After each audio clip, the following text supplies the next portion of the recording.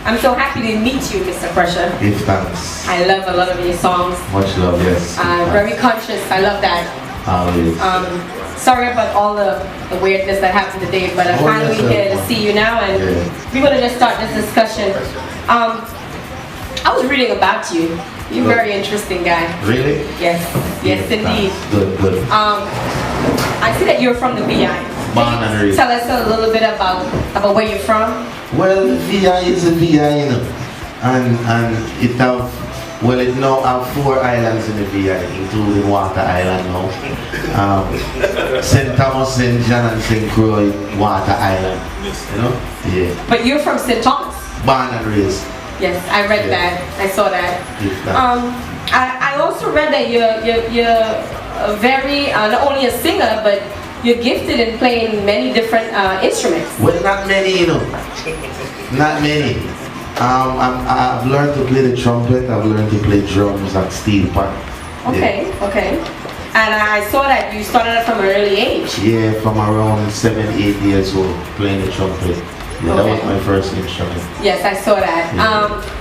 You also didn't only stay in the Virgin Islands, but you came to America. Yeah, you came to stay with your uncle. Yeah, I've lived with my uncle during my high school years, at least 2 years of that, you know, where I started to sing, you know, because academically I wasn't doing too good in school. Yeah, so my uncle would take me out of all those musical activities. So I had to stay focused on homework and getting the grades up and stuff. So at that time, you know, he didn't have to worry about hearing me playing the drums or pounding the sticks or blowing the trumpet. I just simply quietly just started to pick up a pen and write lyrics, you know. So yeah, the whole musical talent just switched from being a drummer, a trumpet player, to being a vocalist. Yeah. So when your uncle told you you couldn't like attend any more music activities, it somewhat silenced you a little bit. Did it get you more serious into your music? Yeah, it got me serious about myself. Not just music, but it helped me to find out who I am and where I'm going. You know, at the time too, I was searching, you know, for my inheritance, my blackness, which is Rastafari, and I was very in tune with that, you know. So being that I was away from friends and I couldn't party and do all those things, it was that exile for myself to really find who I am, you know. And all in all, I found that, and I found my true love for music and being an artist in that short space of time. So, you know, I would sing little songs and my friends would love it and tell me to keep doing it. They would give me that support. So, you know, I mean, I just kept it up, and here I am. I also saw that you said that your dream was to become a music engineer. Yeah, you know, because I just wanted to be something that would carry the music to a different level. And I never thought it would be singing, you know. I thought that I would be a drummer for a big band, you know. I never thought that I would be the actual singer in front of the audience, you know. But it's just that sometimes when you think, you know, Jah always have something great in store for you. So did you ever venture into music engineering or going to school? No, I haven't paid it any attention since I started to sing. For the reason why is because, you know, everybody, I mean, I can't do everything, you know. And if somebody else has that strong point, I prefer they take on that road. For me to try to do everything and try to accomplish everything, I will never master anything. But I see that you're, besides the music engineering part, the producing part. Yeah. I think you have that part. Yeah, I do. I have produced songs, you know, not the songs that have made it worldwide or anything like that, but I have produced songs, and a lot of the music now that I'm putting out has some of my production visions in it, and, you know, I would arrange and try to help compose the music and everything like that. But to say that I am the producer that's producing the music, no, but I am more in a part of the arranging and composing now, you know. Okay, can you tell me a little bit about, is it the Star Lion family? Star Lion family, yes. Well, Star Lion family joined right after I left from high school in America to go back to the Virgin Islands to finish high school, you know. Like my friends that would tell me keep doing what I'm doing, they also were DJs and chanters as well, you know. So when I got back to the Virgin Islands, I linked up with one of my friends that I went to school with for a very long time, and he was chanting, and he said, yo, you know, we need to do some show and take hands on show. So me and him would do shows together, just the two of us, and we were from Charlotte Amali High School. So what we would do is we would leave our high school and go to Ivana Idorican High School and compete against the chanters in Ivana Idorican High School. You know, and when we went out there and we linked up with other chanters, we realized that all of us had the same meds, the same vision, all of us and the Rasta movement and, you know, the positive and the culture and everything. So we just, you know, something, rather than us war against one another musically and lyrically, let's just join forces, you know, and call ourselves the Starlion family. And, you know, just unity and strength, you know, and it worked. So do you ever see yourself having, maybe being a part of a band or having your own band? Do you have your own band? Yes, I do have my own band. Okay. And I have my own record label, started last year, Bus Pipe Records. Okay. So right now we're working with new talent and bringing them to the forefront from the Virgin Islands. You know, I'm getting ready to produce some compilation projects where we would showcase a lot of the VI talent and talent abroad. You know, it's not just a VI thing.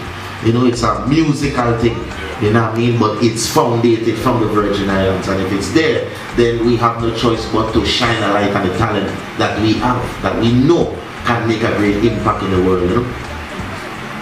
My question to you is, where do you see yourself, like 5-10 years from now? Alive. Alive. Because you never know, life, it's serious, you know? But I see myself 5-10 years from now, where even if I'm not around, I set up some things where youths can do the same thing, and the channels where we can bridge a gap in the reggae industry. Now you have all youths from all over the Caribbean becoming reggae international stars, you know, and not just from Jamaica. You understand what I'm saying? Yes. So that's important for me as a Caribbean artist, and not just as a VI artist. You know, to see all talent. It doesn't matter where you come from. If it's reggae you're doing and you're doing it authentic and it sounds good, then you should be heard. You need to be heard. You need to step on the forefront and represent your country in this genre of music. You know, look, we have Rihanna from Barbados. She's the biggest thing in pop music. She wasn't born in America. She was born on an island. But now, because of her abilities and the way she put herself out there, that's the fruits of her labor. You understand? So yeah, we want to see more youths from the Caribbean get exposed and not just be stifled because of where they come from and the poverty and, you know, their lack of education. Sometimes a man might not be smart in school, you know, but his talent alone will make him more money than a man that spent his whole life going to college and all those things, trying to become the most smart person in the world, you know. So yeah. So, let me ask you this. What would be your advice to any young person that's coming out there that wants to sing, no matter what kind of music it is, and maybe they might have some hindrances, like maybe their uncle might tell them, you know, no more music stuff, stay on your academic, you know, to get good grades. What would be your advice to them? Well, first and foremost, education is the key in all things, you know. I mean, even if your parents tell you, listen, you know, you need to study your schoolwork, take it serious, you know, because you're going to need all that knowledge in this music. You're going to need the education of life, you know, to create lyrics. You're gonna know, you have to know stuff. You have to be knowledgeable to say things in music. You know, a lot of people just hear stuff and then they say it in music. You know, my music is heartfelt. Anything that I say in my songs are things that I've experienced or I've seen people experience, things that I'm living now. So I can speak those things because I am a living testimony of that. So you're in Houston tonight? Definitely, live. After you leave Houston, what's your next stop? Well, I leave for the Virgin Islands in the morning. I have a couple shows in Virgin Gada next weekend for their carnival, and I'll be heading from there to Atlanta on the 5th of April for another concert. After that, I'll be leaving in a couple of weeks on tour in Europe. So I'll be touring Europe for 3 weeks from the 30th of April. So I'll be on the road for 3 weeks, and the album is getting ready to hit the stores April 15th. So definitely the people can look out for that in stores, online, iTunes. The name of the album is entitled The Sound. The sound, and not just the sound like a sound man or a sound clash. The sound, you know, meaning that this sound is a sound that will heal the nation. You know, not just the sound that people want to dance, and you know, this is not the regular pressure. Like, let me give you some love and affection and my favorite song. This is not that pressure that the world has been hearing for the last 5 years. This is the pressure that the people who started out with me know.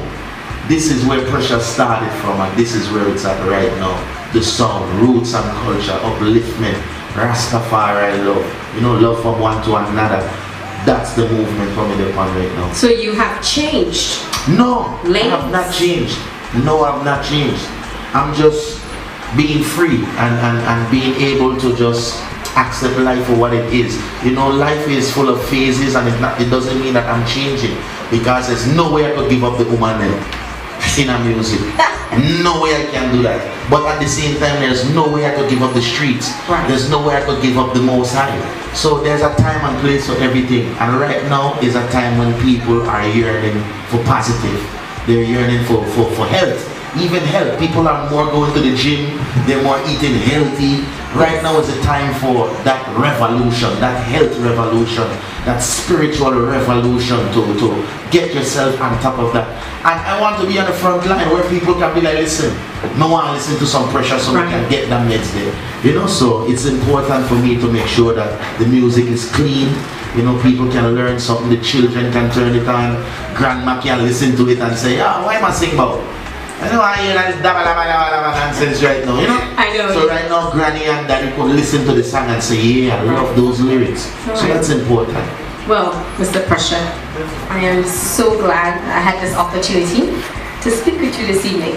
Give and I thanks. can't wait to hear you sing tonight. Well, tonight is going to be off the chain. Fire. Pressure or fire. Pressure, HCF Radio. Thank you.